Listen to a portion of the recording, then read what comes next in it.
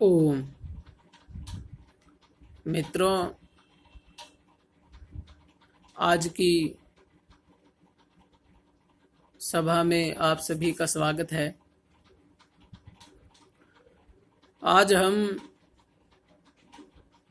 ये विचार करेंगे कि दुनिया के अंदर जितने भी मत, पंथ, संप्रदाय चले हुए हैं, चाहे वो मुस्लिम, ईसाई, सिख, जैन, बौद्ध, राम रहीम, बालाजी, आसाराम, रामपाल दास आदि आदि जितने भी मत, पंथ, संप्रदाय चले हुए हैं, इनके पीछे क्या कारण है? जब हम मनुष्य हैं तो ये अलग अलग मत, पंथ, संप्रदाय कैसे चले हुए हैं और एक मत होने का क्या उपाय है, इस पर आज विचार करेंगे। मित्रों, सीधा यदि मुद्दे पर आए, एक मत होने का एक ही उपाय है और वो है शास्त्रार्थ, डिबेट। सभी मत, पंथ, संप्रदाय यदि शास्त्रार्थ की परंपरा को स्वीकार करते हैं तो इसमें कोई संदेह नहीं कि वो सारे मत एक हो जाएंगे। एक आपस में सभी शास्त्रार्थ करें और शास्त्रार्थ के बाद जिस मत की बात सत्य साबित हो, उस मत को सभी दुनिया वाले स्वीकार करें साइंटिफिक तरीके से, तो पूरे विश्व में एकता आ जाए। हमारे ऋषियों की यही शास्त्रार्थ की परंपरा रही है। जब भी उनको किसी विषय पर फैसले करने होते थे तो वो आपस में शास्त्रार्थ करते थे। शास्त्रार्थ का मतलब बुद्धिपूर्वक, विवेक से,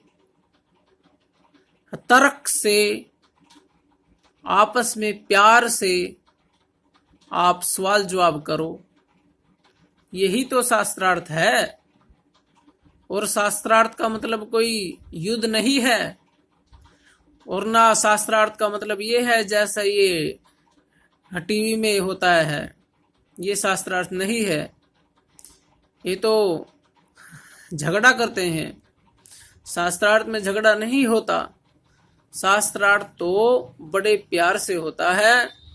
एक दूसरे की बात बड़े प्यार से सुनते हैं और जिसकी बात सत्य सिद्ध हो जाती है उसकी बात को सब मान लेते हैं। उसमें नियम होते हैं, नियम से शास्त्रार्थ चलता है। जैसे आजकल भी सभी न्यायालय हैं, उसमें दोनों पक्षों की बात सुनी जाती है और तब जज फैसला करता है, प्रमाण पूछता है दोनों वकीलों से। तो ऐसे ही सीधा यदि मैं बोलूं, इसमें जो मैंने पाया, जितने भी दुनिया में मत, पंथ और संप्रदाय चले हुए हैं, उनमें केवल और केवल एक ही मत ऐसा है जो शास्त्रार्थ को स्वीकार करता है। और वो कौन सा मत है? वो मत है वेद मत, जिसको आर्य मत भी कह सकते हैं, जिसको आर्य समाज भी कह सकते हैं। आर्यों के समूह का नाम आर्य समाज। वेद मत ही शास्त्रार्थ को स्वीकार करता है और कोई से भी मत पंथ संप्रदाय के लोग शास्त्रार्थ को स्वीकार नहीं करते। अब आप अनुमान लगाओ वे शास्त्रार्थ को स्वीकार क्यों नहीं करते। सीधी सी बात है, जिसका घी असली होता है ना, असली, और यदि कोई उसकी परीक्षा के लिए आ जाए तो दुकानदार खुला चैलेंज करता है कि आप हमारे घी को किसी भी कंपनी में चेक करवा लो, कहीं पर भी चेक करवा लो लैब में जाकर के। और जिसका घी नकली होता है वो अपना घी टेस्ट के लिए नहीं देगा, चेक करवाने के लिए। उसको पता है साबित हो जाएगा कि ये घी नकली है। लेकिन जिसका घी असली है वो तो देगा। क्यों?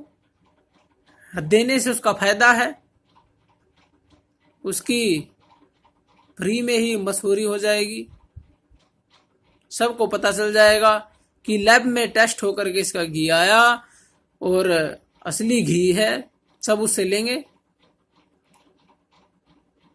और जिसका घी नकली साबित हो गया उससे कौन लेगा फिर खाने के लिए। तो बात यह है जो मैं कहना चाह रहा हूं आपसे, आर्य समाज ही एक ऐसा मत है जो अपनी मान्यताओं के ऊपर शास्त्रार्थ का विश्व को खुला चैलेंज करता है, अन्य कोई नहीं। यदि अन्य भी कोई हो तो उसका आप हमारे साथ शास्त्रार्थ करवाइए, हम उस मत को स्वीकार करने के लिए तैयार हैं। और आप ये भी मत सोचो कि आर्य समाज कोई नवीन मत है, ये नवीन नहीं है, ये सबसे पुराना है। सृष्टि के आरंभ से लेकर के हमारा ही राज्य रहा है। रामायण उठाओ, महाभारत उठाओ, उपनिषद उठाओ, ब्राह्मण ग्रंथ उठाओ, वेद उठाओ, सब में आर्य नाम मिलेगा। आर्य, सब आर्य ही थे हमारे पूर्वज। महाभारत से पहले आर्य ही नाम मिलता है। ये नाम सब मुसलमान, ईसाई, सिख, जैन, बौद्ध, ये तो महाभारत के बहुत समय बाद आए। हमारी परंपरा तो 1,96,08,53,000 वर्ष प्राचीन है। संकल्प पाठ में इसको ब्राह्मण लोग बोलते हैं। और इनकी कितनी पुरानी है? मुसलमानों की 1400 साल पुरानी। ईसाइयों की कितनी पुरानी है? कौन सा सन चल रहा है? इतनी पुरानी है। सिखों की कितनी पुरानी है? हमारे में से ही बने, संगठन बना था एक वो तो। और जो जैन बौद्ध हैं वो भी महाभारत के काफी समय बाद बने। लेकिन आर्य सृष्टि के आरंभ से हैं। और एक बात और है, उनकी बात 100% सत्य है, इसलिए वो शास्त्रार्थ का चैलेंज करते हैं। और इन सभी बात जो ये मत, पंथ और संप्रदाय हैं, इनकी बात झूठ है, इसीलिए ये ना तो शास्त्रार्थ का चैलेंज करते, और यदि आर्य लोग इनको शास्त्रार्थ का चैलेंज करते हैं, ना ही ये शास्त्रार्थ में आते हैं। और मैं रिंकल आर्य इन सभी मत, पंथ, संप्रदायों को डिबेट का खुला चैलेंज करता हूं, क्योंकि ये मत, पंथ और संप्रदाय हमें आपस में इन्होंने एक प्रकार से युद्ध की स्थिति पैदा कर दी। मत, पंथ, संप्रदायों के कारण बहुत सारे युद्ध हो चुके हैं, लड़ाई बखेड़े बहुत सारे हो चुके हैं। राम रहीम ने कितना झगड़ा करवाया, कितने लोग कटवा दिए। रामपाल दास ने कितने लोग कटवा दिए। देखो आप, ये तो अपने में से ही हैं। और जो मुसलमान हैं उन्होंने कितने हमारे लोगों को काटा। कुरान की बात मान करके, कुरान में लिखा है जो कुरान को नहीं मानता वो काफिर है, उसकी गर्दन काट दो, इसलिए काट रहे हैं। ऐसे ही ईसाई भी हैं। तो इसलिए आप इन सब मत पंथ संप्रदायों को छोड़ करके वेद मत को स्वीकार करो, क्योंकि वो सत्य मत है और कोई उसको दुनिया में झूठा साबित नहीं कर सकता। और इन सब को तो मैं झूठा साबित कर दूंगा, ले आओ मेरे सामने शास्त्रार्थ करवाओ। और यदि मैं शास्त्रार्थ में हार गया, यदि कोई भी मुसलमान ईसाई मुझे शास्त्रार्थ में हरा दे, सिख हरा दे, धन सतगुरु का चेला हरा दे, कोई रामपाल दास हरा दे, तो मैं उनका शिष्य बन जाऊंगा। हकीकत है, मैं शिष्य बनने के लिए तैयार हूं। वो मुझे शास्त्रार्थ में हराए और अपने साथ और भी लोगों को बनाऊंगा उनका शिष्य। ठीक है जी। तो आप सभी सत्य को स्वीकार करें, यही आपसे प्रार्थना है।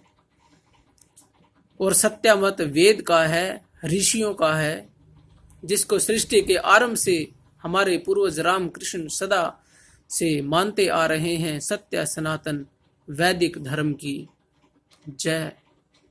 इसलिए आप भी उसी को मानो। और वर्तमान समय में यदि आप उन सिद्धांतों को जानना चाहते हो जो ऋषियों के हैं, और आप भी ये चाहते हैं कि आपको डिबेट में, शास्त्रार्थ में कोई भी मत पंथ संप्रदाय का व्यक्ति ना हरा पाए, और आपको अपने ऋषियों के ग्रंथों का ज्ञान हो, तो एक पुस्तक का नाम मैं आपको बता देता हूं, उसको आप एक बार पढ़ लो। तो डिबेट में कोई भी मुसलमान, ईसाई, सिख, जैन, बौद्ध टिक नहीं पाएगा आपके सामने। उस पुस्तक का नाम है सत्यार्थ प्रकाश, लेखक है ऋषि दयानंद। उसको आप अवश्य पढ़ें।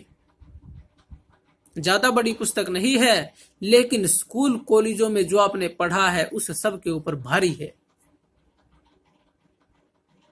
ज्यादा ना बोलते हुए मैं अपनी वाणी को विराम करता हूं। सभी को नमस्ते जी।